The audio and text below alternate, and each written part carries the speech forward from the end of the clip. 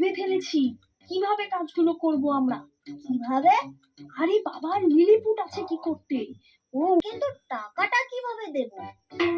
বিনা টাকায় তো আর জিনিস কেনা যাবে না। সেই জন্য আমি এখনই হেড স্যারের থেকে পারমিশন করিয়ে নিচ্ছি। সকল দোকানদারকে ফোন করে বলে দেব মাল পৌঁছিয়ে দিতে, পেমেন্ট করে দিচ্ছি আমরা। তোমরা আর কোথায়? আমি তো সব জায়গায় একা একা পেমেন্ট করতে যাব। Unique idea. অবশ্য লিলিপুট আমাদের বন্ধু, এইটুকু তো ও করতেই পারে।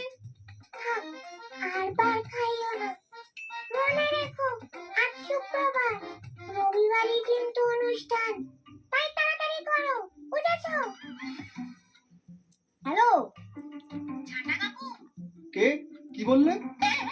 কাকু, আমি কুট্টুস বলছিলাম, এই উত্তরের অবৈতনিক স্কুল থেকে।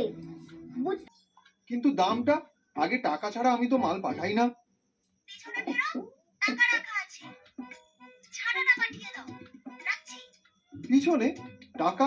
টাকা তো সত্যি আছে। ও মা গো, ভূত নাকি? লিলি,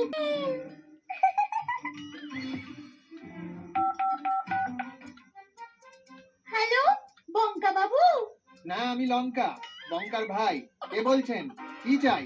আমি না নিতে চাই ওই দুদিনের জন্য।